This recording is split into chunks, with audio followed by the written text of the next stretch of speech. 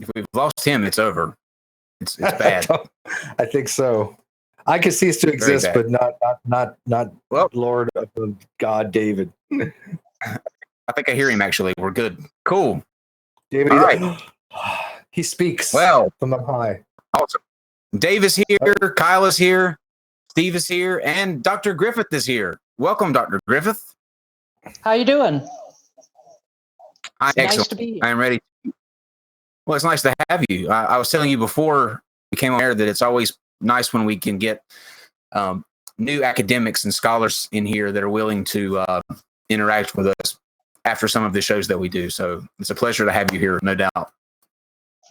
Hey, after grad school, this is a walk in the park. Awesome. Cool. Well, before we get into tonight's discussion, let's look at what we've got coming up for the week. And we will begin with tomorrow. Tomorrow at 8 p.m. Oh, actually, we'll begin with tonight. Thank you, Dave. As everybody knows, Casey and I do a Wednesday night following NonSequitur show called Ideology.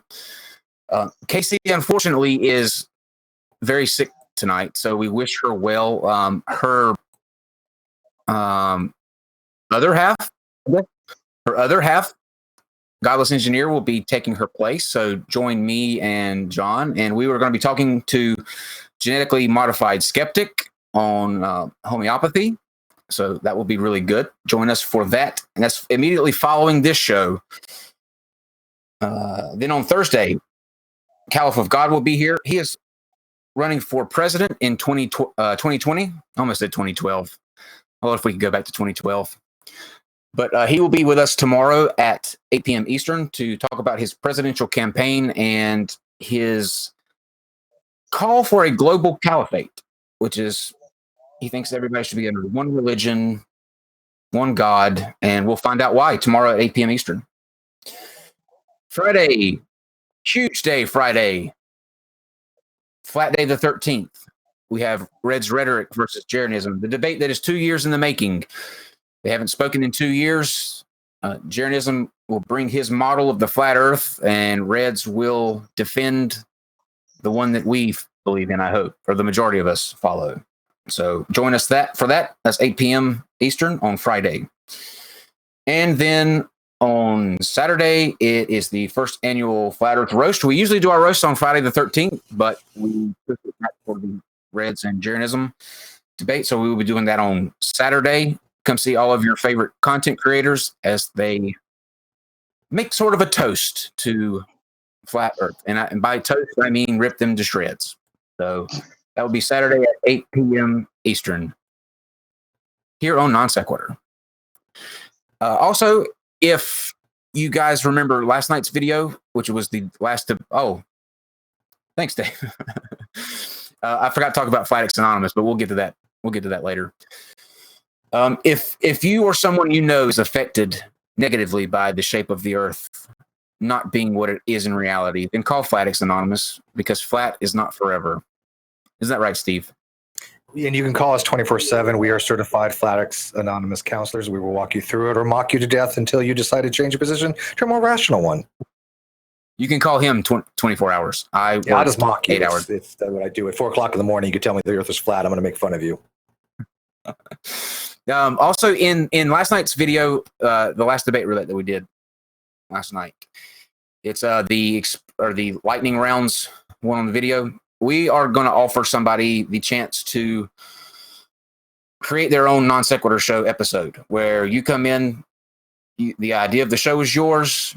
You can join me and Steve on the actual show, pick the guest that comes on, the format, whether you want it to be a debate, like one of these, like a history type show, a flat earth, however you want to do it. And the way that you win that is in last night's video. I'll link the video in this description because I know it's not there right now, but you go to the comment section, leave a comment for your idea of an episode in the form of a movie or song title, and then kind of explain a little bit what your idea for the episode is. But we're really going by the song or movie title. And as people upvote your comment, the most popular one will win, and we'll announce that next Wednesday on my birthday stream, which will be next Wednesday at 8 o'clock. So if you want to do that, head over to that video and leave your comment. Not right now, of course, but after we get done with here.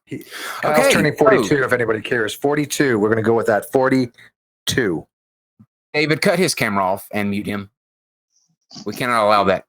We cannot allow that. It's just gonna be me and Dr. Griffith today. Speaking of Dr. Griffith, I'm 32. Not yet. I'm not yet 32. Almost 32. There we go. That's what happens when you do that, Steve. You spin round and round. That's dizzying. So, speaking of Dr. Griffith, she is. She now teaches. She's a professor at the Northern Virginia Community College. She received her bachelor in technical theater, her master's in history, and she has a specialty in the history of technology. It is a pleasure to have her here, and I'm so excited to hear what she has to say. Dr. Griffith, welcome. Thanks, Kyle. It's really nice to be here. I know you normally do topics that are much, much older than this one, but I'm thrilled that you were willing to talk about something fairly current.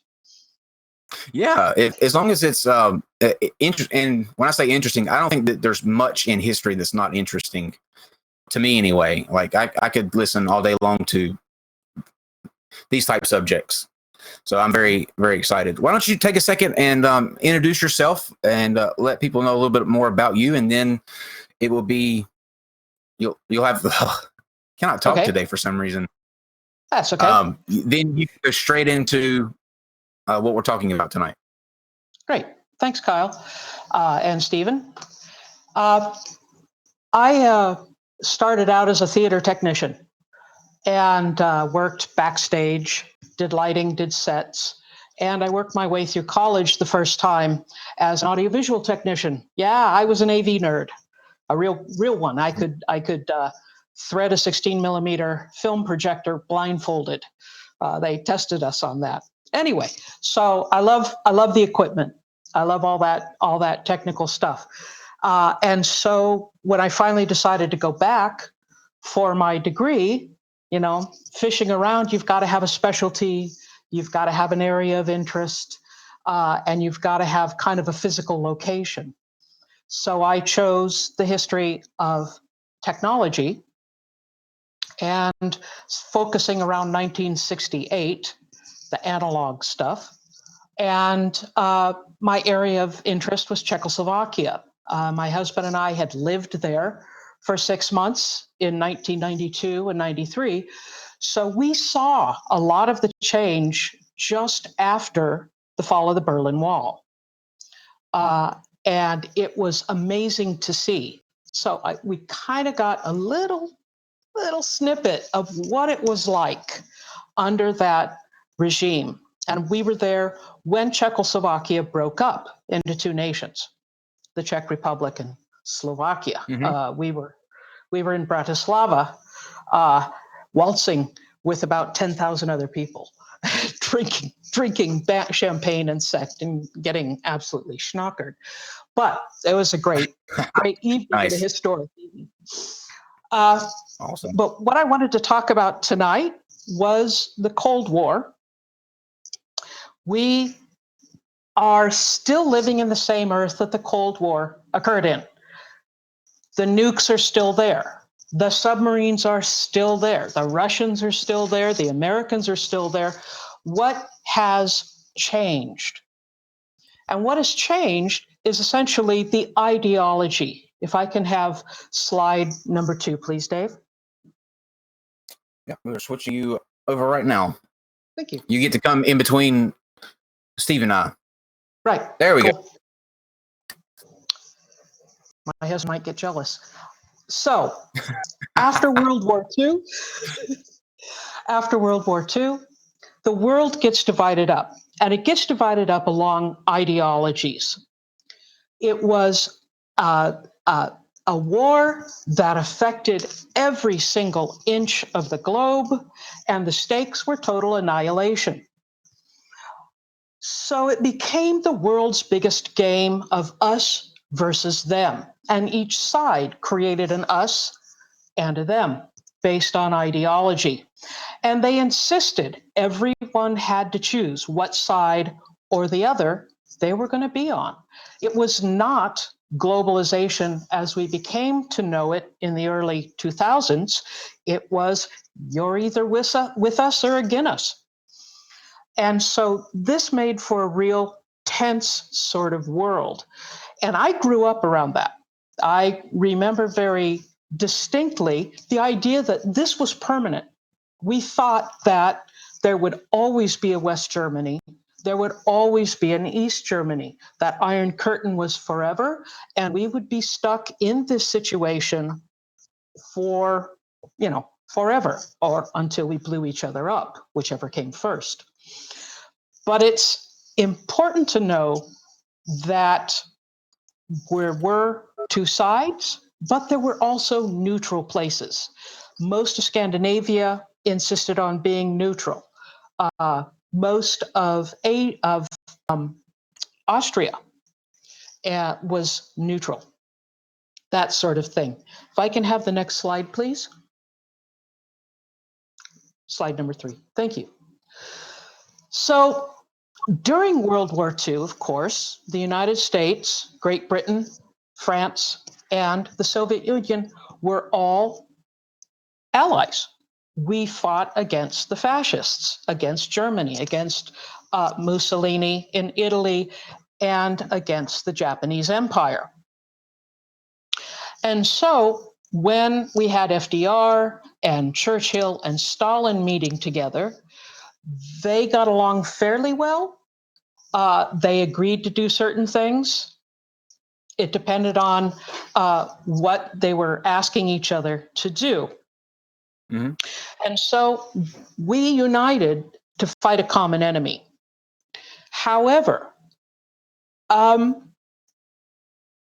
the war, you see the difference in this picture with Truman and Stalin. Truman had been very anti-communist since the Bolshevik Revolution in 1918. He was part of the people who fortified the Red Scare, and he did not like communists at all. And so there was a real sharp break between Stalin and Truman. And of course, once the atomic bombs are dropped on Hiroshima and Nagasaki, that's it for Stalin. Stalin doesn't want to have basically anything to do with the West anymore. He is afraid that those bombs are going to be dropped on him in many ways. Sure. What does that mean, that FDR was a little bit more sympathetic to Stalin than someone like, say, Truman would have been? I think he was a little bit. FDR tended to be something of a bon vivant. He was pretty friendly with people, but he was ailing at the end of the war, very, very sick. And so the meeting that they went to, I think it was in Tehran, Iran, just about killed him. He was very, very sick. You see the pictures from that, and he just looks like death warmed over. Got you. Somebody the other day had said that one of the reasons they believe that they dropped the bombs on Hiroshima and Nagasaki was more of a deterrent to Russia, because of how Russia would have thought of us doing that. Clearly, there was a goal to end the war, obviously, but how much you think was actually deterrent was to prevent something along the lines of a Cold War? I think, Steve, you're right. I think you're very right that Truman really wanted to warn Stalin to stop right there. Stalin did not join the war against Japan until that August of 45. So there was a huge amount of animosities between the two. So once the war is over, the world has to divide itself up. And if I could have slide number 4, please. This is 1946, when Churchill makes his famous speech in Missouri about an Iron Curtain descending from the Baltic to the Balkans. And it wasn't actually an Iron Curtain. He's making a metaphor there. But these two ideologies, communism and free market capitalism or democracy, if you would. These become fighting against each other, and the insistence that everybody join up.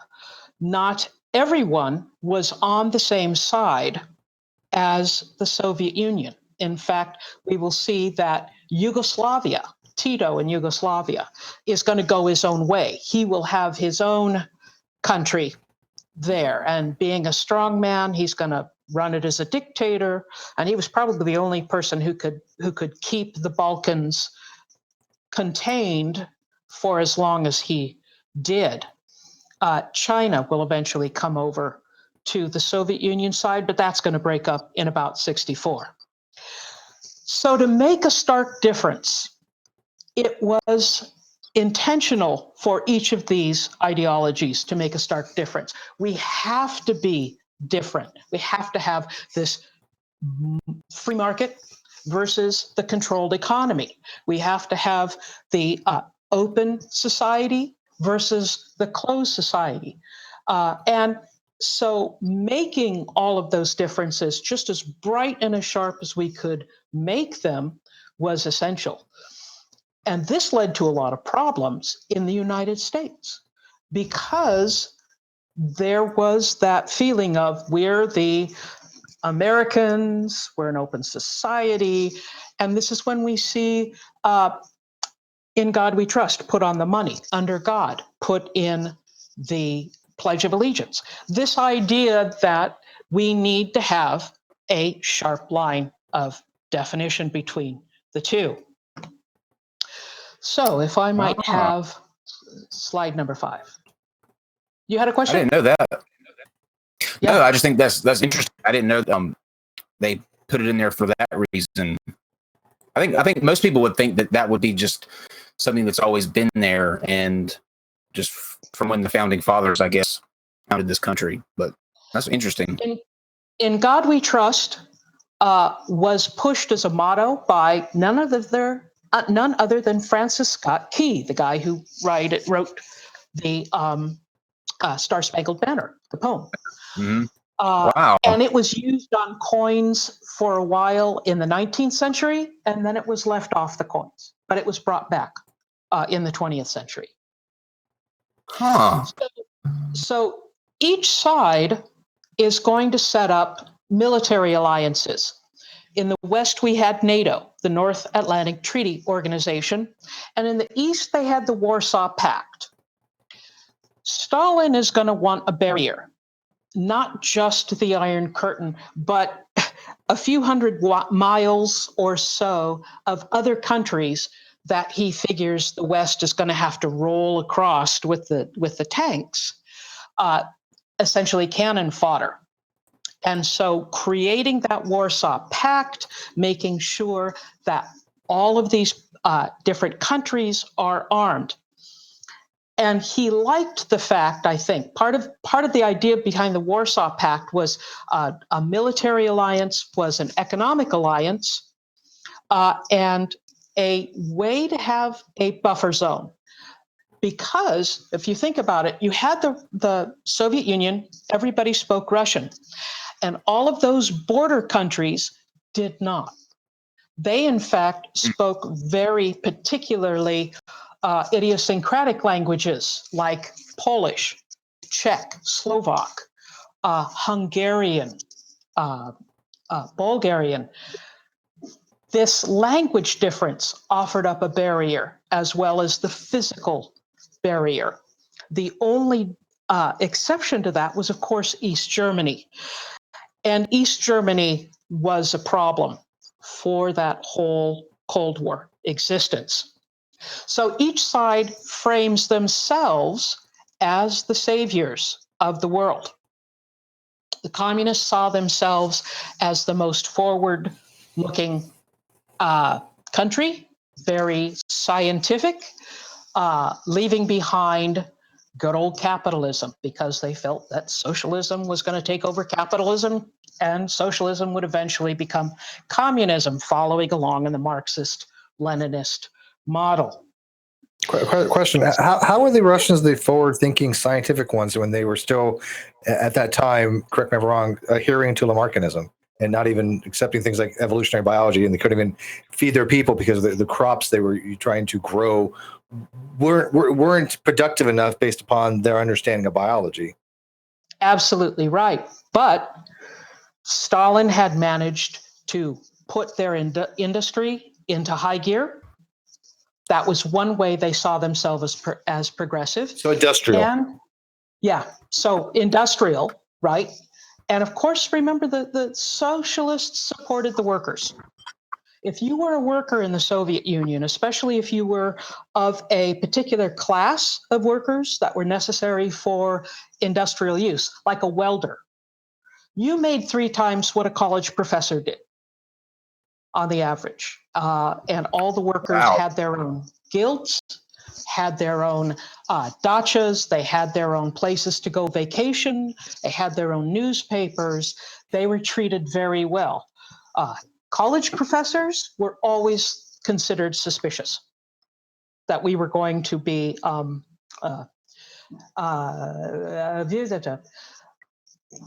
teaching people to think constructively or critically. That's what I was going to keep the masses stupid. Yeah, that's the kind of the goal for a lot of governments, I think. Sounds familiar, right? Right. Yeah. More liberal, I would say. Yeah. So yeah, but their science, as you mentioned, Lysenkoism, they started with the conclusion first. Lysenkoism was all about we're going to run biology as if it was a Marxist-Leninist project. And so they started with the conclusion, this is the way it's supposed to be, rather than being led by the evidence. And when you've got such a control over all aspects of everyone's lives, no one's going to question it. And they did it for quite some time, did they? I mean, like Lysenkoism was dominant for quite a while. Did they realize it was unsustainable? Right. Khrushchev tried to put in charge a Lysenkoist in charge of agriculture. That didn't work out so well for Khrushchev. That was one of the reasons why he was forced out. So, with the buildup of nuclear weapons, with this messianic idea of we're going to save the world, and both sides had it. I'm not saying that one side had it and one side didn't. You think about it, the ideas of an open society, etc., could be this idea of we're going to move everyone forward with an open society, etc. So you had both sides had this feeling of we're going to be the saviors. We're going to be the ones that are going to make a better world. Pretty rational for both sides. But with the buildup of armaments, that's where it got ugly. When the Soviets finally got a hold of the plans for the atomic bomb and blew one up, demonstrating that they could do it, they had copied Little Boy. They had copied our designs. They had gotten some of our designs through hook and crook. And so that was on. The race was on. Real quick, can I ask you a question? Just because I'm curious, how easy was it to go in between that Iron Curtain, like from one side to the other? That's where the Soviet Union had it had an advantage over the open society. We couldn't get spies into the Soviet Union. They could get spies into the United States whenever they wanted. Just wander on in. So that was the open society in that way was at a disadvantage. Did you say it was similar to the one dropped on Hiroshima or Nagasaki? It was it's Nagasaki. It was the Fat Man, not Little Boy. Fat Man. Maybe it was Fat Man. The first nuclear test from the Russians was based on the Fat Man design. Okay, I knew you would know that, Steve. So yeah, definitely. But after the Cold War, there's been a lot of scholarship getting into the archives of Russia and other places. it's not so hard to do it, not so easy to do it now, but for a little while they were very open and there were a lot of different people going into the archives. So you got people like Thomas Reed, who at the one time was the Secretary of the Air Force and involved in a lot of the construction of the Minuteman program. And he was able to go back into the archives in Russia and found that the missile gap that we were always warned about, oh, there's a missile gap, we have to catch up with it. It was always in our favor. It's always in our favor. So interesting stuff. But it was beneficial for people to keep that fear going. It was a way to control everyone. That makes sense. So if I might have slide number 6. Next one. Great, got it. And Dave, I'm going to go through this fairly fast because when you learn about the Cold War, you learn about the game of containment, brinksmanship.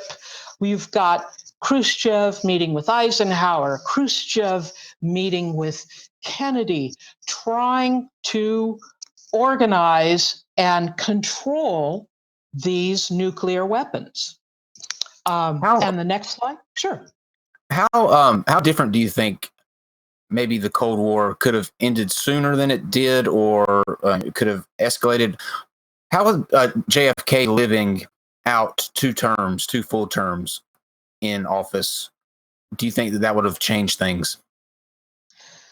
I don't know, because I'm not an Americanist. I'm a European historian. But he was pretty hard-nosed.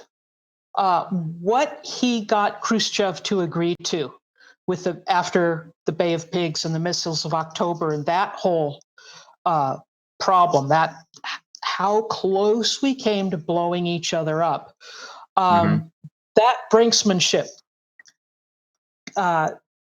what Kennedy managed to do to Khrushchev is that Khrushchev got what he wanted, Kennedy got what he wanted. Kennedy got the missiles out of Cuba. Khrushchev got our missiles out of Turkey. But Kennedy got Khrushchev to agree to not mention getting those missiles out of Turkey. And so here all of a sudden, it looks like Khrushchev was the one who blinked. And so in 1964, Khrushchev is out. And you've got LBJ and Brezhnev, new guys coming in. And LBJ wanted détente. He was absolutely fixated on it, almost to the point of he's ignoring things like the Vietnam War. He wanted that as his legacy, to end the whole nuclear weapons.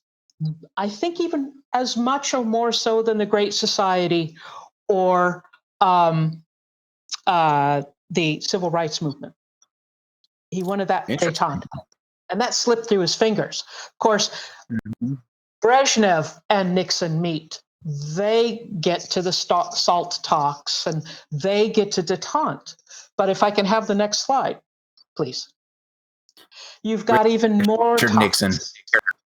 Yeah.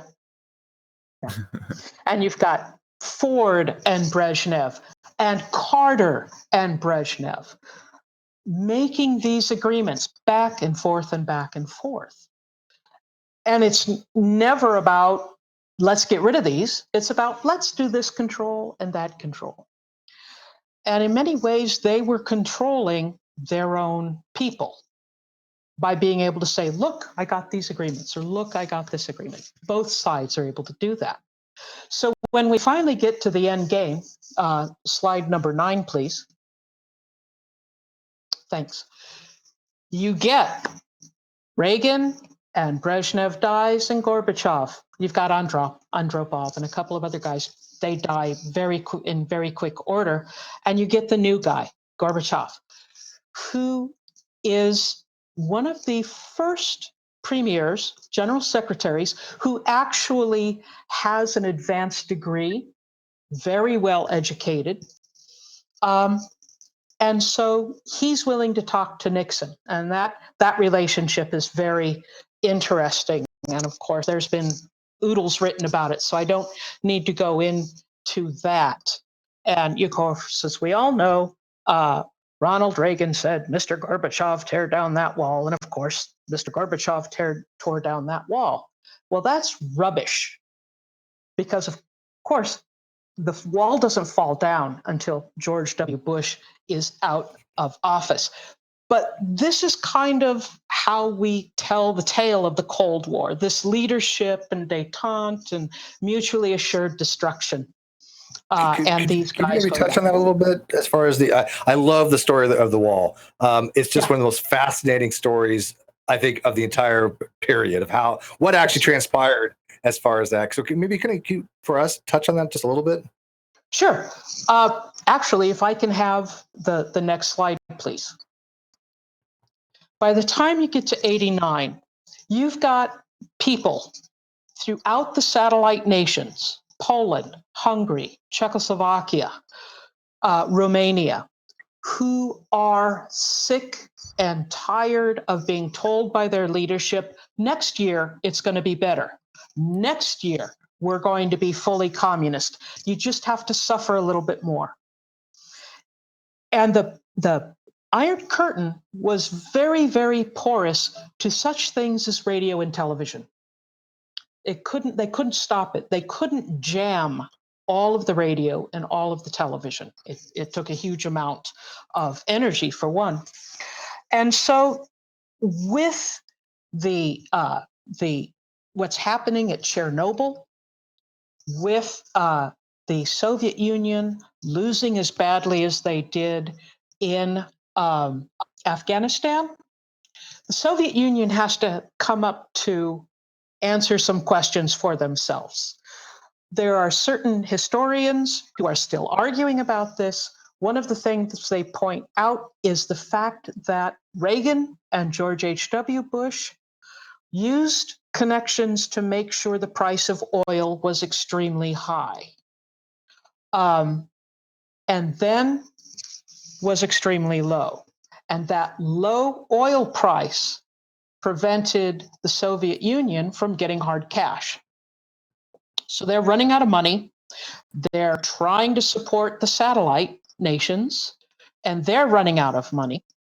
And so economically, things are getting very, very bad.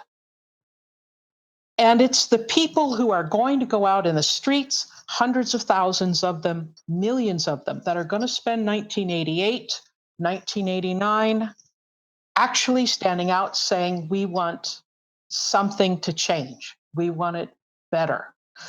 By the time you see all of these protests happening, Gorbachev could have sent in the tanks. In fact, he sends them to the border of Poland, but he does not send them in. And this is what made Gorbachev different than his predecessors. And I'm going to talk real briefly about in a few moments these times when the tanks were sent in. Gorbachev did not send in the tanks. He accepted the sovereignty of these nations. And that was a huge step forward.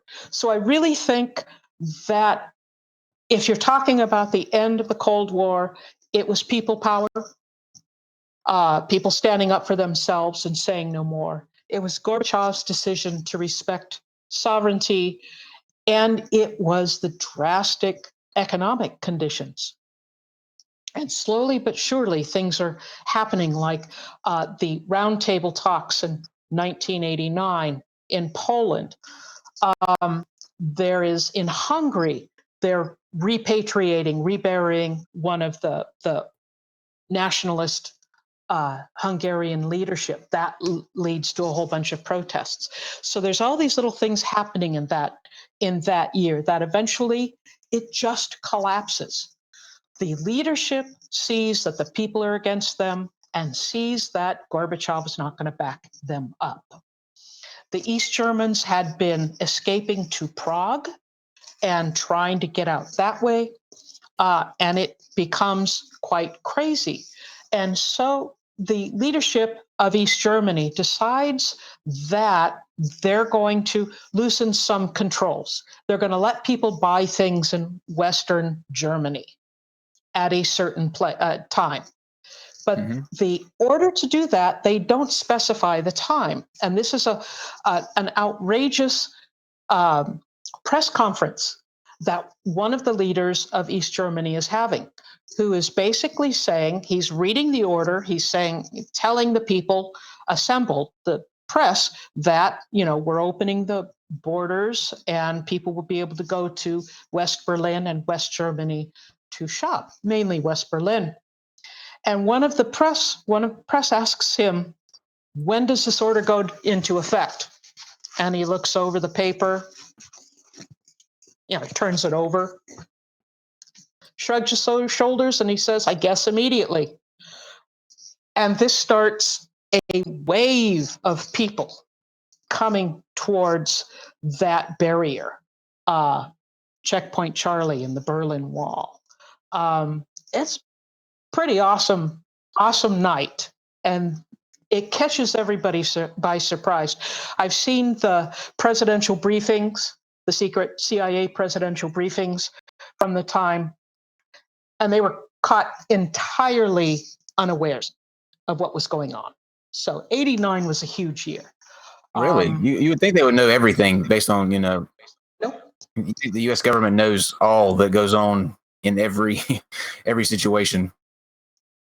They said, there's weird things happening, and we're not quite sure what's going on. Now, I lived on the West Coast at that time, and we were more focused on, number one, the Loma Prieta earthquake in San Francisco, their huge earthquake, and Tiananmen Square. Tiananmen Square is going on at the same time. This was people power. This was a huge protest movement, and it's completely crushed.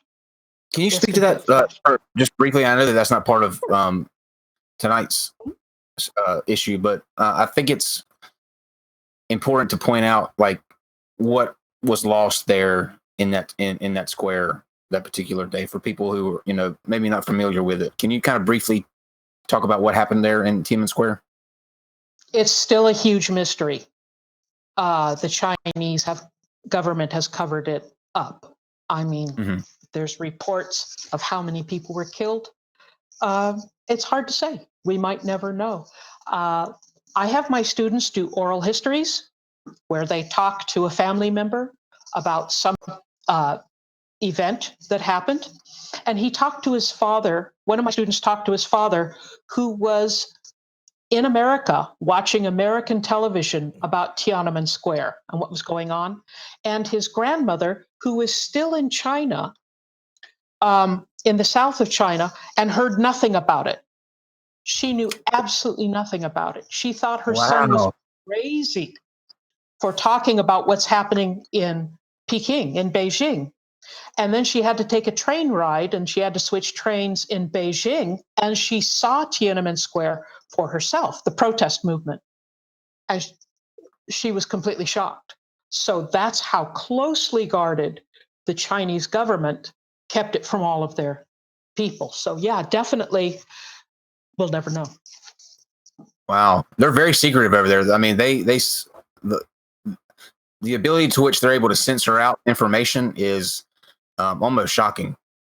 Yeah, well, the Chinese are all about image too, right? I mean, they're one of the biggest countries to worry about how their image is, not just domestically but geopolitically. So they don't want anything that makes them anything in a bad light to get out. Correct? Right. I don't think any country wants that. Sure, I think they're probably more than most. I think. They don't have even that much access sometimes to fair internet. I mean, there's some regulation there. What's that? Fun fact, Steve. I said fun fact. Looking at our analytics, there are countries that I haven't heard of before. Seriously, that I've never heard of in my life. You never heard of Kyrgyzstan? I've heard of Kyrgyzstan, but okay, but they that's our biggest demographic. Dr. Griffith, I'm sorry, Dr. Griffith. I apologize for him, but there are countries there are countries I've never heard of before that have higher numbers of viewers of our show than China. China has one person that has seen our show, and I think it's the guy that decides what is watched and what is not watched in China. Obviously, we have, because it's North Korea and China that are the only two countries where only one person has seen us, and I think that's the one person that decides what is viewable and what is not in those respected countries. Yeah, I don't doubt that. I don't blame you, China and North Korea, by the way. Sorry, Dr. Griffith. Go ahead. No, that's okay. I just wanted to switch gears, if we could, and talk about what I came here to talk about, which is resistance and dissidence, and what it meant to resist these totalitarian regimes. And some of it will bleed over to the United States, but mainly I'm going to talk about it in terms of the Soviet Union and the satellite nations. So if I could have slide number 11, please.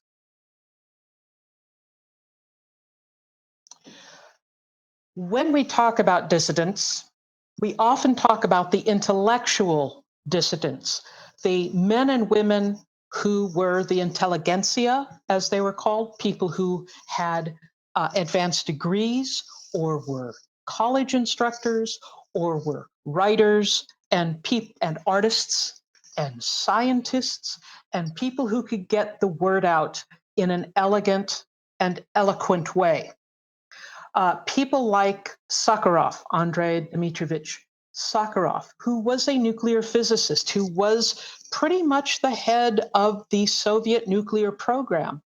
And he has a change of heart and says, maybe I don't want to do it.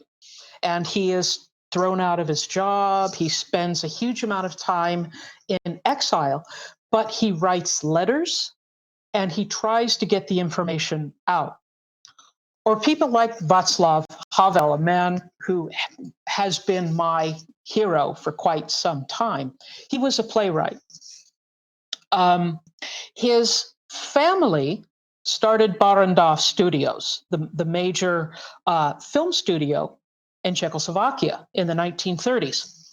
And in that system, in the Soviet and the socialist system, if your parents before World War II or your grandparents before World War II had a company, had a store, they were bourgeois. It wasn't an idle term. It was an actual classification. And it meant that you didn't get to go, if your parents or grandparents were bourgeois, they lost their businesses. You didn't get to go to universities. You didn't get to have decent educations. You didn't necessarily get good places to live. The Havel family had a very nice apartment and they were kicked out. And so these people took it upon themselves to write, to try to communicate with other groups in order to let people know, especially on the outside, what was happening in these systems. Because as I said, we didn't have spies on the inside. Dave, if I can have slide number 17. The way they got the word out to each other and to the outside was a process known as samizdat, which is Russian for self-publishing. It was not a new idea. It started in the 19th century, but they would write and then they would pass it on to someone else, and that person was to make so many copies and pass it on to other people using carbon paper and typewriters. Some of them were handwritten, and try to get it to as many people as possible who would take it and then copy it and pass it around.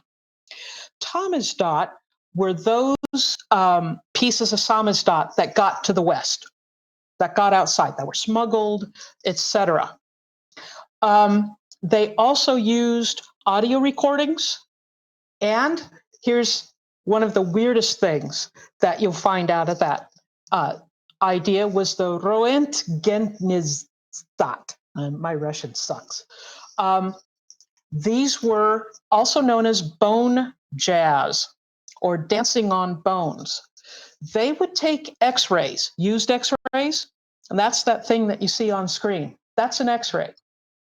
You could etch a record onto it and use it just like, yeah, you can etch the sound into it and play it back on a record player. Stop it. Yeah. These are really popular. They're collectors that are looking for these things. And they're selling for $200-$300 a piece. People are brilliant when they want to be. Like, you know, you compare people to. It's amazing to me. We were talking before the show started about the flat Earth movement increasing, where you have people who are denying science. When back in the 40s, 50s, and 60s, you had people that figured out that you could take an X-ray and transpose a record onto that and play that. That is genius. Yep. You could only play it 5 or 6 times before the needle would actually scrape it all off, but it's 5 or 6 times of playing it. They also used a lot of reel-to-reel audio tape to record poetry or to record the spoken word. Audio tape turns out to be a pretty good way of smuggling things because everybody had reel-to-reel tape recorders. It wasn't like here in America where it was only the audio files that had tape recorders. They sold them like hotcakes in the Soviet Union, in the satellite nations. Tape was cheap, and people bought them, and they hooked up their tape recorders to each other and copied each other's music. Like a old-timey Napster. Yeah, early Napster. So what kind of like what was the majority of the content that was on these particular things, like the records and the audio tape? What were they actually putting on there? Elvis Presley. Really? Western rock. Did Elvis sue for copyright like Metallica did with Napster?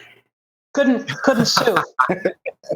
Couldn't sue. In fact, in my research of the radio schedules in the 1960s, they would play entire albums, American albums, and would schedule it in the weekly television and radio schedule. It would have a little box that said, especially for your magnetophone, which was what they called tape recorders. And they gave the program and the time and what channel it would be on and how long it would be. So you could plan your recording that way. And I found them playing Johnny Cash. Yes. Broadway musicals. It's pretty something to be looking at the schedule and, trying to translate it. And all of a sudden you see Fiddler on the Roof. At least they have good taste. Yeah. At least they have good taste. This is how they distributed music rather than making LPs, which is expensive. They just broadcast music on the radio and people knew when to record it. They also, in one of the music magazines, they would have each of the recording. The listing would be on a little bit nicer paper. And the box that this listing was in was exactly the right size for the box of audio tape so that you could cut it out, paste it on the box of your tape, and there you could build your library. And people had thousands of hours of audio tape. Brilliant. And I'm going to talk about something else. You said they're collectors. What would you think one of those would be worth, like on eBay? I've looked at on eBay. It depends a lot on the artist. If it's somebody we know in the West, $200 to $300 each. So yeah, they're very collectible. Nice. You couldn't put a lot of music on it. It's not like they were 33 1/3 LPs, but still. Pretty interesting stuff. I'm sorry? Before your time. Okay. Kyle. 33 and a third long playing records, LPs, the big record albums. Record. Rather than 45s. 45s are the small ones. Define record for me. I'm not familiar. Kyle, with I'm coming over there with a stick. Show him what an 8-track is. Really blow his mind. Oh, hey, I can blow your mind. I've got. That was I had Black Sabbath on 8-track back in the 70s. I got my what we used to record videos on. What is that? What is That's that? a U-matic, 3/4-inch U-matic cassette. That's what That we is used to record videos. That is an professional. That is an ink cartridge for a toner. That's like a TV right? station one. Yeah, it's an ink card. Yeah. It's a tone. That's That's what what they use you in would TV have found. station, right? Yeah, that's what you Wow. would have found in a TV station. Right. So You didn't have And Blu-ray or eventually- streaming? no. Eventually, they would get down to this Betacam. Beta Much cam. I remember smaller. those. Yeah, Beta C, And- I think they were called, weren't they? Something like Yeah, that. all sorts of different designations. And then eventually they got down to these little guys, mini DVs. Yep. I do remember those. A funny story that you're saying that my one of my former employers had a car. I believe it was I want to say it was like a 67 Chevelle, I believe. But he was restoring it, and he had just recently bought it, and he pulled it up to our place of employment, and in the front seat, where in between, where the now your stereo is, and in between the dash, right up front, there was an actual record player that they had built into the thing. Like, it came with it. Yeah. You used to you would place records in the thing and play it. Fun fact. I- By the way, they were VHSCs. They were beta VHSCs. Yeah. Yep. But fun fact, my dad actually had patents. He had numerous patents. He was a designer. And one of the patents Really? he held was for a cassette retrieval system. That hump between the passenger and the driver's side. There's a system where it sits right on top of that hump. The front door comes down. You push a button, and the cassette comes out. It's called a cassette retrieval system. My dad actually Wow. designed all that, Cool. and numerous other types of systems that are similar to that. So, I'm definitely familiar with all the stuff that you're talking about because he was Can you imagine into those designing things for those things. You're driving down the road and you hit a bump with a record that's trying to spin. Well, I didn't play it. It just held tape. Yeah, the record Yeah, player I I don't don't- understand. Yeah, I don't know think how you that could do the record player while you were driving. I've never heard of that. works. Cassette tapes, exactly. Cassette tapes, held almost an hour worth of tape. When you used to drive down the highway, you would find the tape hooked on, all over the barbed wire fences, because these things would break and everyone go, forget it, and throw it out the window, and it would become trash. But here's another resistance tool. During the Afghan war with the Soviet Union, it was okay to pass around audio cassettes because oftentimes they would have sermons from imams, and that was okay to pass around, and music was sometimes okay to pass around, but videotapes were not. If someone was in the country and wandering around with the good old VHS, yay, be kind, rewind, that would have been confiscated. I didn't know you had a technology museum in your house as well. Yeah, I'm terrible about that.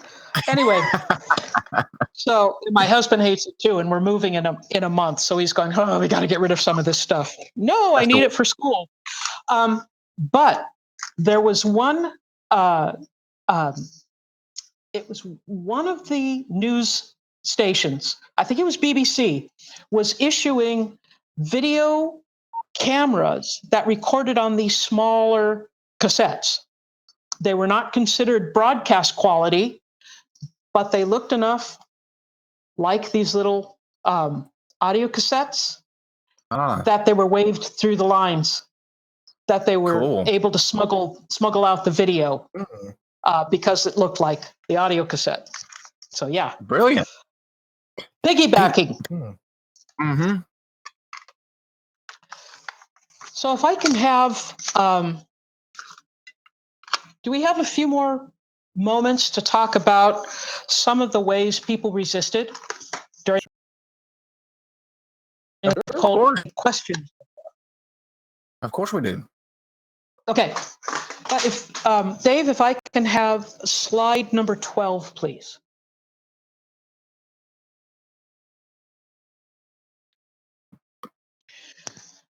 So the different resistance movements, and there were quite a few, happened in very different ways, depending on the time, depending on the place.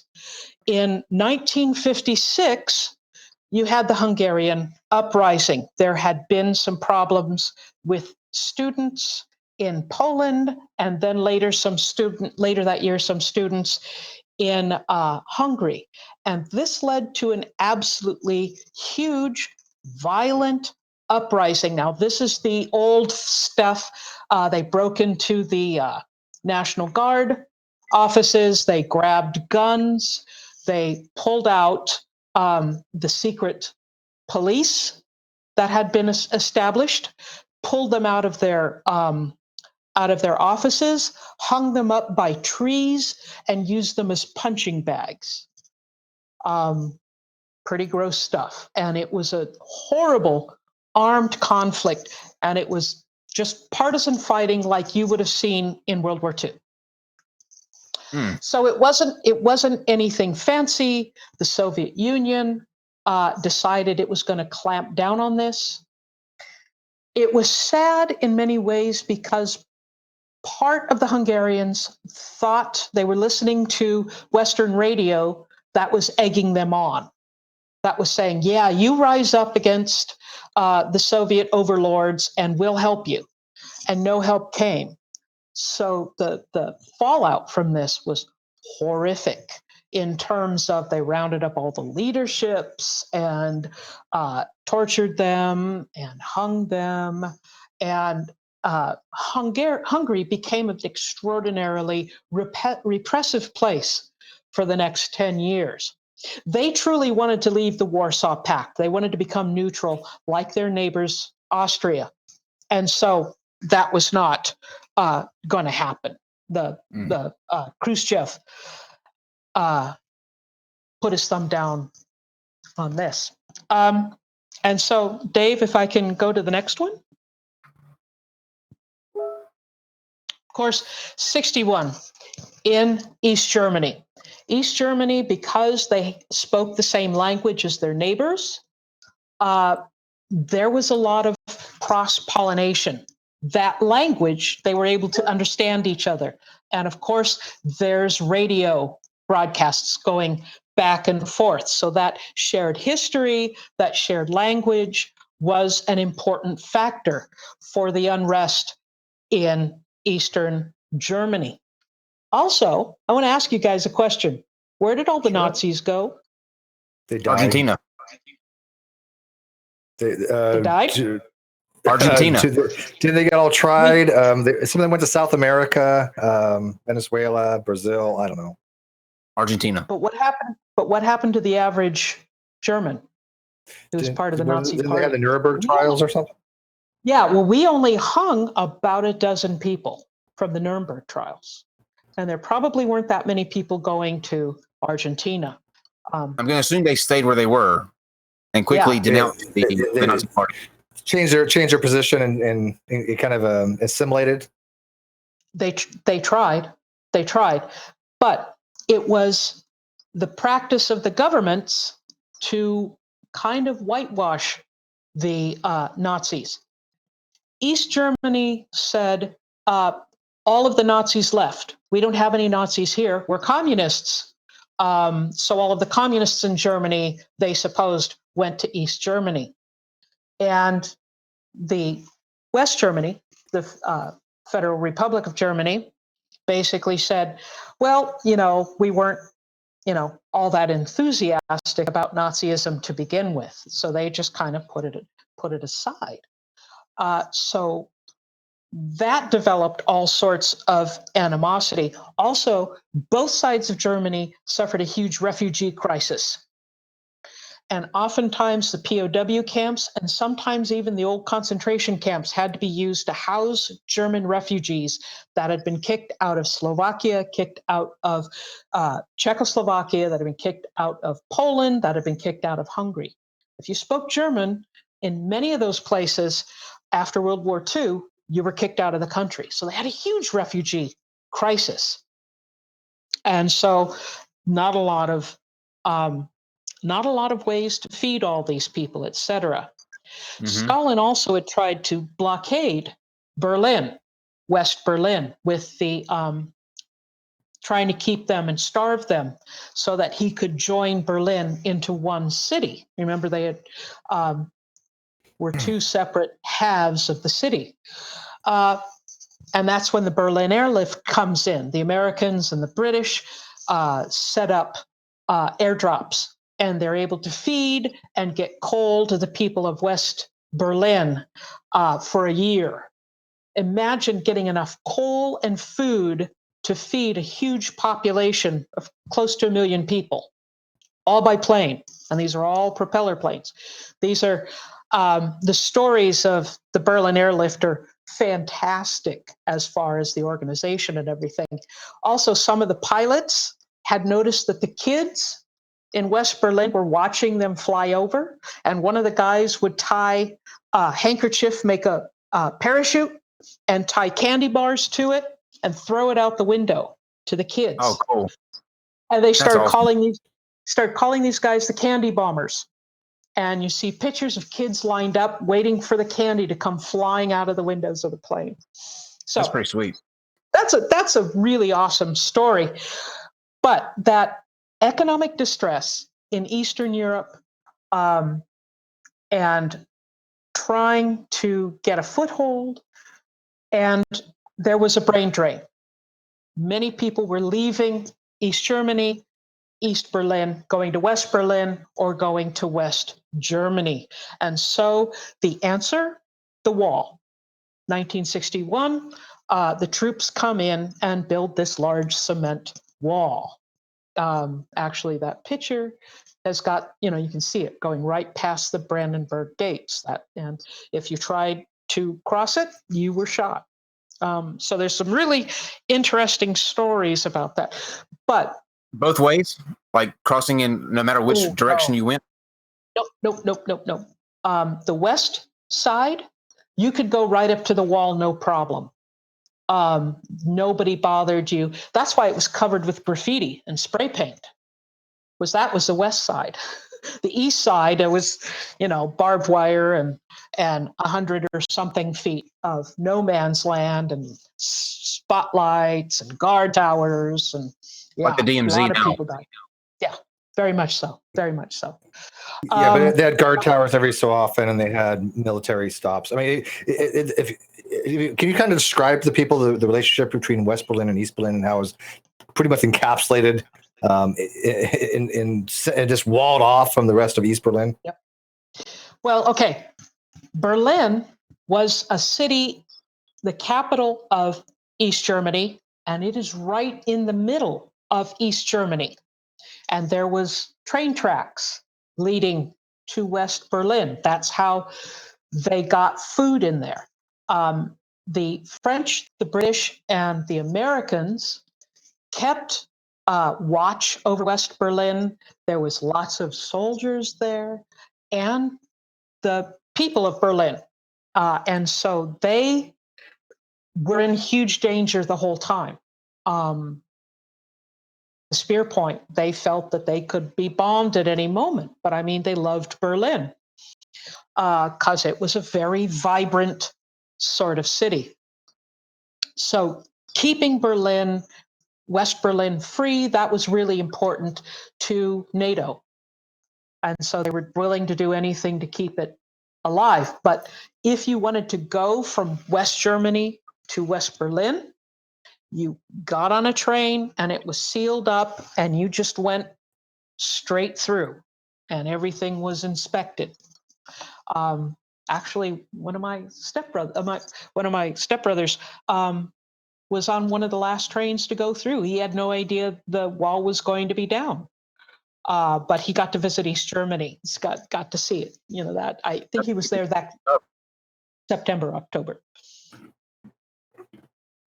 I hope he kept his stub. That's a collector's item now. Yeah, yeah. Well, he was followed a lot. He was pretty scared about the Stasi and everything. That would be scary. So East Germany, that was a problem, trying to get people out. If I could have slide number 14, please.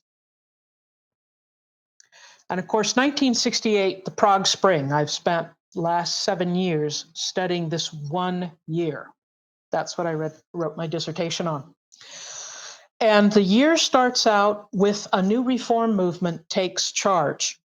Dubček, Alexander Dubček, and others try to fix the government. They have decided they're going to make a better communist government in Czechoslovakia. They think they have a better way. They call it socialism with the human face. And one thing they decide it's important to do is to free up the media. No longer have censorship. It takes the media about a month to figure out, hey, we can say anything we want. And then it goes crazy. And it was a very interesting time in that people had to learn how to deal with an all of a sudden free media. And so you got things like there was a radio program called Songs on the Wire, in which the radio DJ would call up communist officials and not tell them that he was broadcasting this phone call live on air. And he would start asking them pointed questions. Gotcha journalism. This was before 60 Minutes started.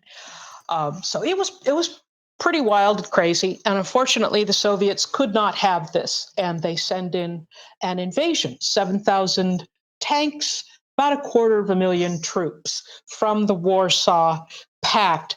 And it starts a week. They come in at midnight on August 21st, 1968. And it starts a week of nonviolent resistance. This image is the tanks, and the people come out to try to argue with the tank drivers. The one place where there's one place where there is violence, and that's in front of the radio station. They're trying to guard the radio station. And the stories of the radio technicians and the television technicians dodging the guards, sneaking equipment out, setting up an entire radio network. They continued to broadcast this entire time. We have audio recordings of when the Soviet troops finally get into the radio station. It's pretty harrowing to listen to because it's all in Czech, but it's kind of pretty obvious what they're saying. They're coughing, there's smoke, there's fire from burning vehicles outside. You're listening to tanks rolling over buses that people have put up as a barricade. There's people being crushed. And as the tape is going on, and as you're listening to what's going on, you start hearing gunfire as the soldiers are coming through the halls, shooting everything. So it's like you can hear the announcer saying, "We don't know how much longer we're going to be here," and then you hear ba ba ba ba ba ba, tat tat tat tat tat, as they're firing. It's amazing, I think, that people nowadays that they take freedom of press for granted, you know, because it's something that people growing up like me, it's never been an issue. You've never known anything other than, you know, freedom of the press. And I think now sometimes with the rhetoric and the language that our current commander-in-chief uses against the media, it has the dangers, I think, of going in a direction like this, because it's not a big jump from someone saying that the press is the enemy of the people to it being actually guard soldiers, you know, kicking in news channels and doing the exact same thing that you're talking about right now. And that's why I think I kind of support things like the first when they go on to those audit checks and they want to demonstrate that they have a right to be filming in a certain location, like what James Freeman that we're going to have on and some other people. I support what they do for that very reason, because I think if you don't exercise your rights, you do have a tendency as a society to lose them. And if they're doing something in their constitutional rights and they're being harassed by the police for it, and the police are doing things illegally, like illegal search and seizures, illegal arrest, I think that's just a stepping stone to a more society like this, where they have, unchecked and unfettered police departments. Agree, disagree. I think it's fine what they do. As like I said, as long as they keep it legal, then Agree, this is one of the reasons why I do support it, though, for this very thing, to prevent things like this. So they do keep the police in check. It's a spot check. I feel you. In the 19th century, the press was all under the control of political parties or the church or other factions. They didn't have an objective press, as it were. The idea of an objective, free press comes after World War II. That's another Cold War situation right there. The idea of a free press, as opposed to a press that is entirely under the control of the party. And so I don't think real objectivity is realistic. But if we get enough people talking about these things, if we can check these ideas, then, fingers crossed, we can get these things right. Well we said. have to be able to search sources and do research. That's one thing I really push on my students, is that you've got to research. You've got to check many sources. And who do you trust? And that's a very important question that we have to answer for ourselves now. And this is why, that trust but verify, in the old Reagan term. But being able to ask questions is how you start. Absolutely. Very well said. Do you think there's been a shift, though, in objectivity for journalism? I mean, I remember back in the 80s and the 90s. I mean, it was you listened to 2020, right? You still had NPR, but when you were listening to a news report, they were reporting the news. They didn't have much commentary. It was basically, this is the facts of the matter. That's how I watched the news. I think nowadays you don't have too much of that. You basically have, it's all commentary. Let's put our spin on it, and it's very hard to find any objective objective news reporter or site out there that just has the news, just reporting the news with no spin, no bias, no agenda. It's very difficult to find anything like that nowadays. So do you think the 24-hour news cycle is partially to blame? And I'll tell you what else is to blame is the fact that people want that. People don't want it. People want to hear someone else with the same opinion as they have telling them the news. Like Fox News, for example, or MSNBC for people who are more liberal. They don't want to hear something that's outside of their ideology, so they gravitate towards a news channel that gives them what they want to hear. But I have to agree. I don't like the 24-hour news channel format.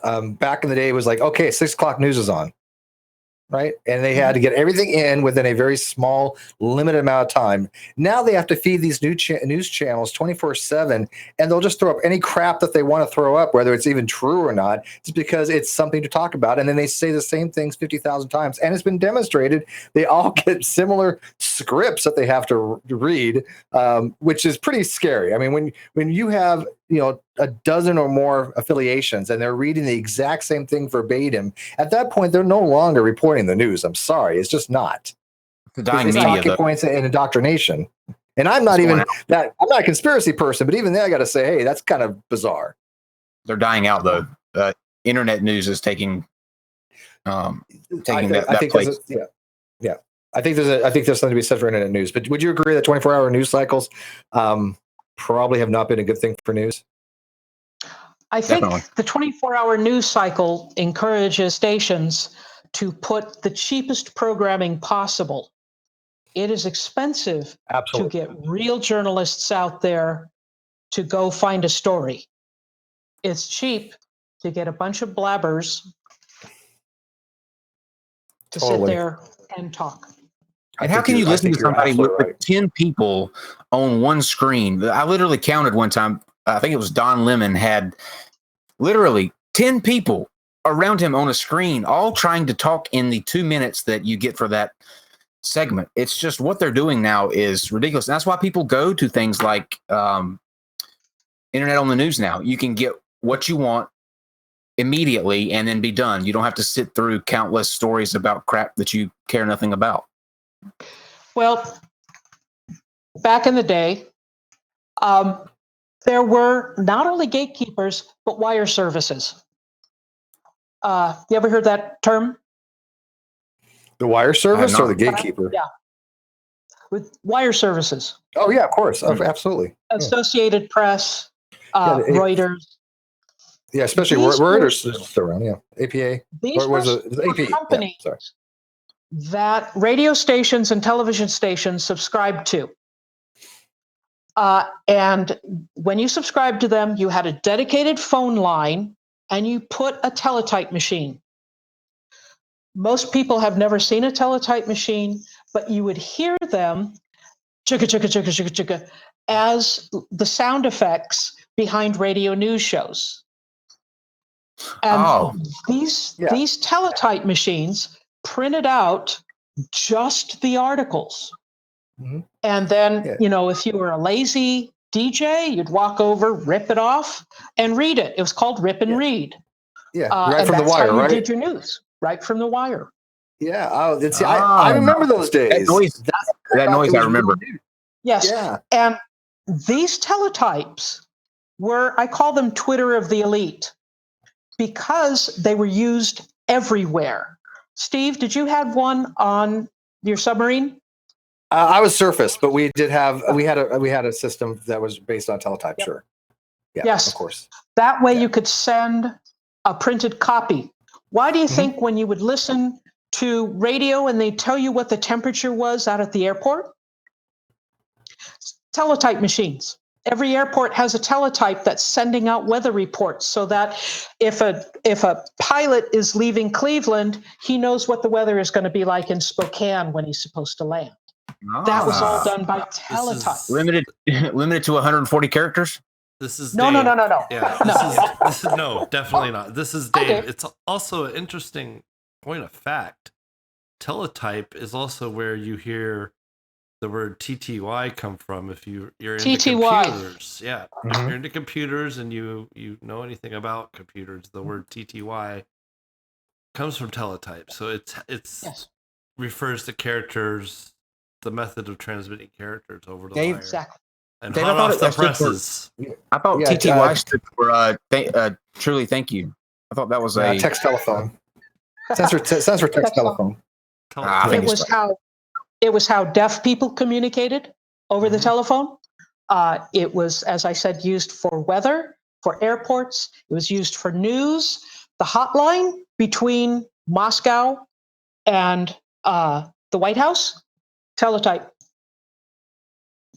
Fascinating. I'm going to write a book, an article about these things because they were really fascinating and very important, and they played pivotal moments. They were rumor busters. What does the wire say? I heard a rumor. Let's go check the wire, and you found out. Was it good? Was it not good? So definitely, this kind of technology was uber important. Yeah, now you have to depend on Twitter and see if the alert from Hawaii is a real alarm or not. That's the state of affairs. Worrying about a civil defense drill or if a real nuclear attack is imminent by somebody going on Twitter or doing some alert. I think that's don't get me started on Twitter. Don't get me started on Twitter. Every television station would get an envelope that would be taped next to master control, and those were the emergency broadcast system codes. And if there was going to be a real emergency, They would send the information by teletype, and the master control operator was to open up the envelope and check to see if the code was correct. Verification. Yeah. Verification. Yeah. Smart. So it was interesting, smart sort of way to do this. Now, what happened to all those redundant checks and those checks? I mean, how can an alert get put out for something like that? I'm still blown away by that kind of Aliens. ability of a system. Yeah, aliens must have did it. It was on the ancient Wi-Fi system that it came out on. Yeah.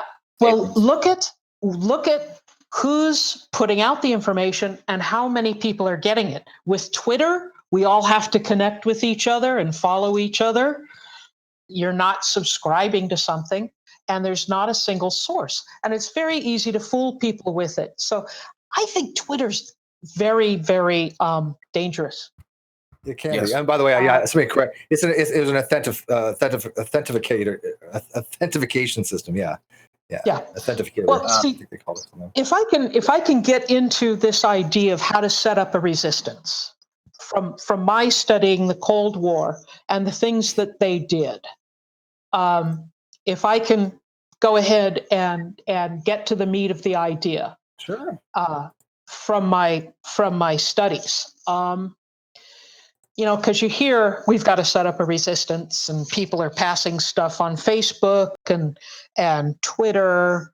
And in my studies, I looked at the Arab Spring, and I looked at the Orange Revolution in Ukraine and the revolution in Iran that took place around 2014. And that was the Twitter revolutions. And everyone says, Twitter is going to revolutionize how we revolutionize. They all failed. And so I started thinking, while I'm doing my study, what was wrong with these systems? Essentially, because you have to have communication to organize a resistance. You've got to be able to talk to each other and organize this. In 1968, at the beginning of the invasion, with the covert radio and television stations in Prague and all over the Czechoslovakia, someone came up with the idea at 10 a.m. that morning to have a general strike of everybody at noon.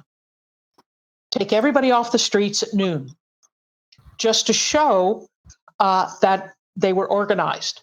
So 2 hours on the radio, on television, phoning everybody, talking to everybody. At the stroke of noon that day, there was no one on the streets except soldiers. People just disappeared wherever they were for 2 minutes. And just to show the power of people who are organized. So that's the strength of this. But getting to where some way to use. A system that can be turned off at a central switch is worse than no system at all. And that's cell phones. Cell phones are going to be our worst enemies. If I was a dictator, I would turn off all cell phone towers except for one. And then the people who wanted to organize a resistance are going to be crowding around that one cell phone tower. That's a good way to get killed, though. Because if somebody turned off my cell phone, they would be annihilated. And this idea goes doubly so for a system that can be traced. In World War II, the Communist Party in Russia and Soviet Union had the great idea of sending radio transmitters to all of the parties in the occupied countries. And they routinely got all of the top echelon of the communist parties in places like Czechoslovakia, who were supposed to be fighting a resistance movement. They were broadcasting their information back to Moscow. Moscow's broadcasting information to them. A lot of these upper echelons got wiped out because they were broadcasting. And of course, it's easy to trace a Broadcast radio signal, you just get some radios and line them all up. You can triangulate. So triangulate, very easy to do. So a system that can be traced, no good. Networking your system, not having just one system, having multiple systems, is a safe way to do it. The archivists have a term for it. They call it LOCKSS, LOCKSS, which stands for lots of copies, keep stuff safe. So networking is absolutely the way to go. Broadcasting, which means one send, many receive, can work well because you've got cheap receivers. You don't have an $800 cell phone. You've got a transistor radio, something that's very cheap, or in the car, something like that. If you're broadcasting, however, you need to work out a code. You need to be able to fool whoever is listening in. But that sets you up for all sorts of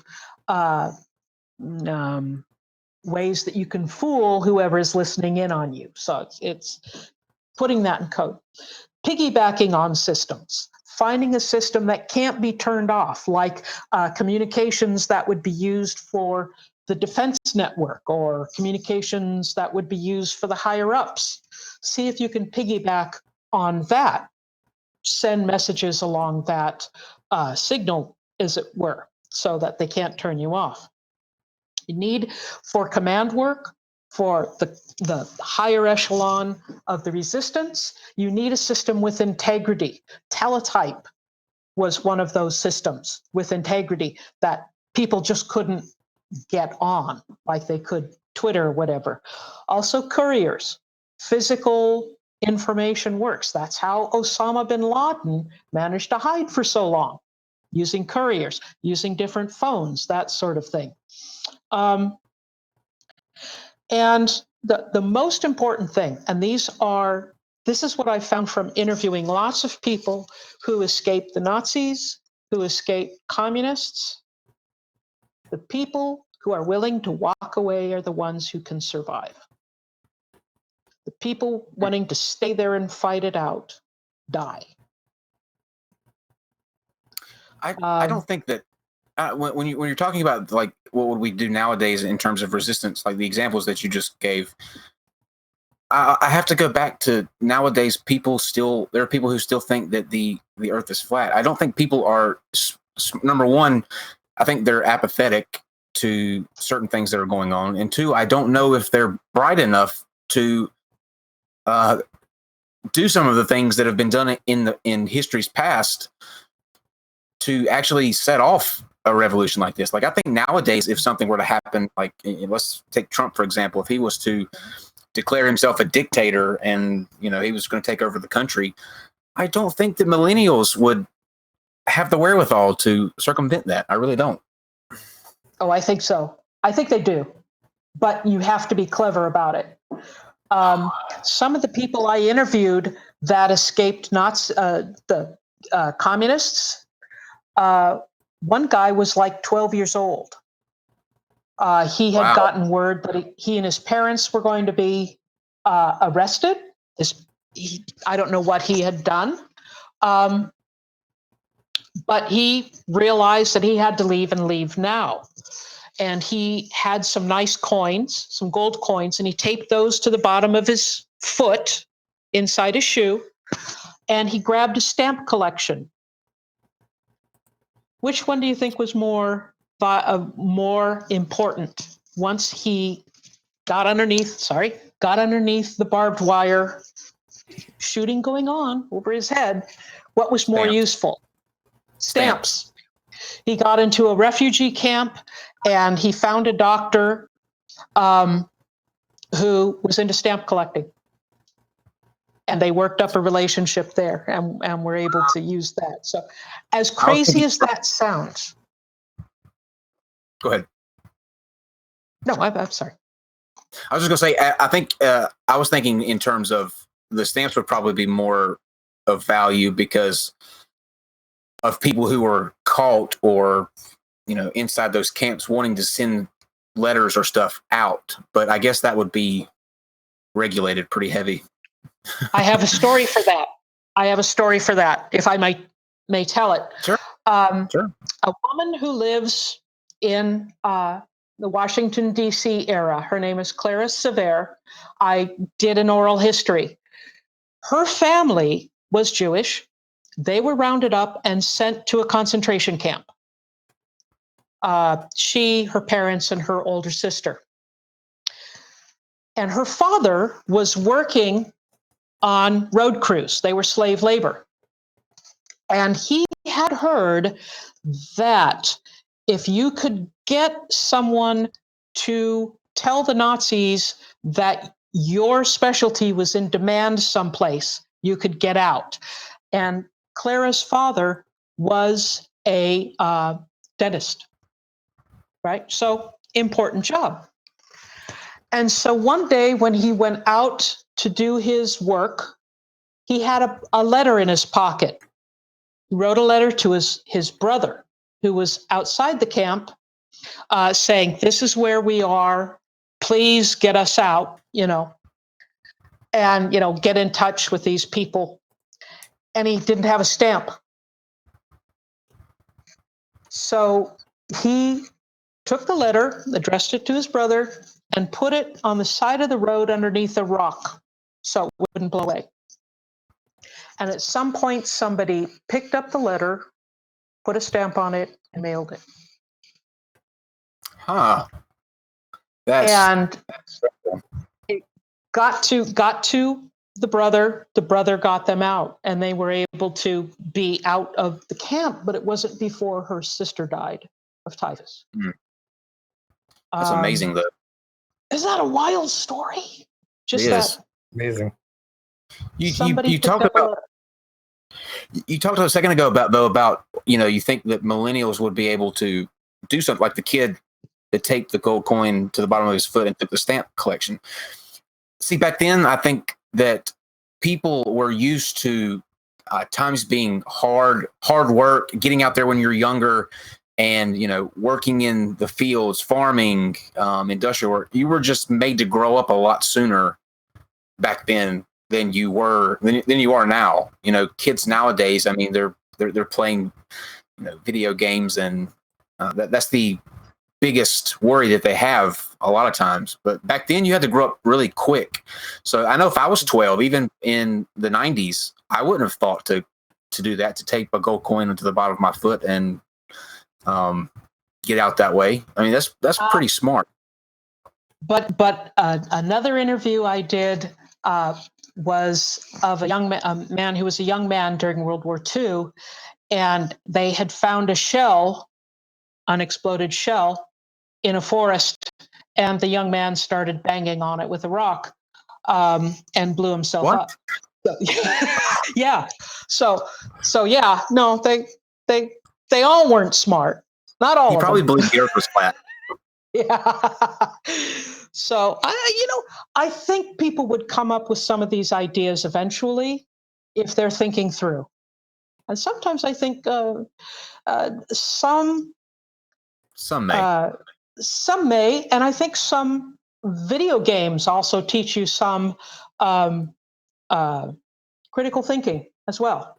Yeah, thinking around these things. I agree with you. My son would be very proud of me to say this. I think very, very readily people are gonna figure ways around it. I think it's cool to hear somebody that's a PhD academic say that about games too, because I think games get a really bad rap. People who think that if you're a gamer or you like to play games, then you automatically don't have any drive or anything like that. And I don't play games personally. I'm not a gamer, but I think they get a bad rap most of the time. Well, people my age, we sat around and watched Bugs Bunny in the afternoon. I mean, that's hardly a better way of spending our time. Horrible. Anyway, do you have any questions for me, Kyle or Steve? And we asked him as we were going, but I I was telling you before we started about how quickly the time goes for these shows.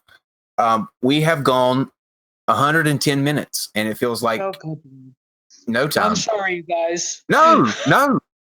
Listen, if Steve or I wanted to get out of it, we would have stopped it a long time ago and said, "Well, we're out of time." By the way, we have done that before. Yeah. Okay. Very much. Good. Yeah. Unfortunately, that's really sucks too. We're like, okay, we're on time, and but you know what? Most time they just come back and continue where they left off, right? No, this was and I would have went longer, except for the fact that on Wednesdays we do two. We have another show that comes on after this at 10. But yeah, this went by so quick and fascinating. I think that the stuff that you were talking about, like the stuff with the X-ray and the record, I've never heard that before. On that, that's incredible. Yeah, and I didn't get to tell you. I'm sorry I didn't get to tell you any of my secret police stories. The secret police in these countries were absolutely horrific. That's the best. Well, we want to know about those. Well, you know what that means, though. You have to come back. Okay. I'm serious. For real. Okay, I'd love to. I've enjoyed it really much. Those kind of stories, I think people really like to hear. They're rough to hear. I know for me, I like watching the documentaries that talk about what happened in the different camps, from the stories like you were just talking about, how people are forced in that kind of environment to become, just genius and improvise in how they get out of certain situations. And I think that would be fascinating to do something like that. Yeah, it's pretty interesting. I've interviewed a lot of people, and I gave you that list, the selected sources and biographies. Some of the oral histories that I did are on there. They're from the National Czech and Slovak Museum, and they're really quite interesting. These people's stories, but when you get someone talking and you get their trust, and sometimes they'll look at you and say, I've never told anybody this. That's when you hang on to your hat, because they're going to tell you there's a reason why they've never told anybody this. And I have been told the most harrowing stories by people who said, I've never told anybody about this, but this happened to me, or this happened to a family member, or, and it's like, whoa. See, I would not be able to, I would not know how to handle those types of situations, because I'm the person I can talk to anybody about anything, but for some reason, when that kind of thing happens, where they're spilling their, either deepest, darkest secret or something horrible, and people can get upset during those periods of time, I freak out because I have no idea what you're supposed to do in that situation. Like, do I hug you? Do I say I'm sorry? Do I say I know what you're talking about? So I just sit there and I'm like having an anxiety attack on the inside, like, oh my God, I'm going to start crying like they do if I don't figure out what to do right now. No, I started crying. There's nothing you can do. Yeah. That's absolutely nothing you can do. And you just have to let the tears flow, because you've got to stick it out and keep asking those questions, as painful as it is. Well, my hat's off to you for sure. And this was absolutely amazing. Thank you for agreeing to come on. And I hope that we can have you back. I hope we didn't scare you off. No, I enjoyed it very much. And I know I talked a lot but I enjoyed it a lot. I hope I had some interesting. I hope I had some interesting information. Bring me on again, and I'll tell you some of the really bloody stories. Okay. Awesome. Okay. Oh, sure. I would love to. I'd absolutely love to do that. We'll have you back here in a couple of weeks for sure. Cool. Steve, anything to wrap up with? The only thing to wrap up with, I sent some photos to Dave. People seem to like some of our personal stuff we did yesterday, so I'm going to leave couple of photos. I mentioned earlier that my dad he was a CEO of a company called Simplector Technologies. He's a founder and CEO of it, so he had a lot of patents and a couple of things he designed. And I happened to check on eBay. I happened to look something up to see if I can find a picture, and they're actually on eBay. And so I think Dave got 2 photos, and I think we're gonna lead out with that. So if you guys want to know what my dad did and what he designed, these are back in the day. This is a cassette retrieval system. Sony bought bought everything. We had about $250,000 worth of tooling to make this stuff. His partner, unfortunately, was corrupt and stole all that. And I don't think my dad really fully recovered, but this was his entire product line. This was one of his product line. This was a smaller unit that he had. I still have a couple of these myself, but I never mentioned this on YouTube before, so this is the first. There's another story. I've never told anybody this. Yeah. We do a lot of that on this show. It's weird.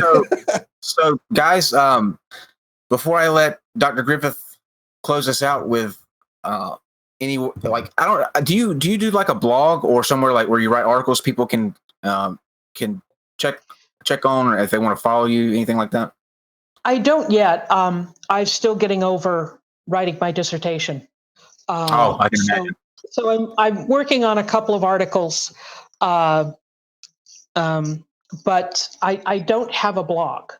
My husband makes some funny history videos online on YouTube. I help him out. I usually am working the camera or whatever, called Useless History. Useless History. And we will link to that also in the description for for you guys to check out, and tell everybody your Twitter handle too, so they can follow you there. Oh, I don't remember my Twitter handle. Oh, I can help you out with that. Thanks. Let me see. Oh, wait. We can figure that out. My computer has fallen asleep. It is 3. Where are you at? Okay, it's 3 3M Griffith. Right. Got it. 3M Griffith. And we'll link to the Useless History link in the description as well. I didn't know that he had a YouTube channel, so that would be interesting too.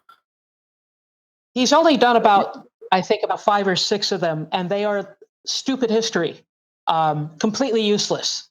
So that kind of makes them a lot of fun, but they're kind of crazy. And he might actually come in and join us too. We're trying to set up a. By the way, it's the hardest thing in the world to find somebody who is a King James onlyist, which I didn't even know that's a term, but that is apparently a term because there are several groups who call themselves King James onlyist. But if you're out there and you are a King James onlyist, or you know someone that is, email me at live@nonsectshow.com and let me know, because Dr. Griffith's husband actually made a documentary on the history of the King James Bible, and I think it would be fascinating to have a discussion between someone who is not a King James only person, or who knows the history of it, like Dr. Griffith's husband, and somebody who is. So, if that's you, contact me. Let's make that happen. Cool. Thank you. Well, I'd like to thank Dr. Yeah, thank you very much for coming on. And you guys, if you will hang out for about 15 minutes, we'll be back with Genetically Modified Skeptic and Godless Engineer. We will be back here shortly. So see you soon. All right.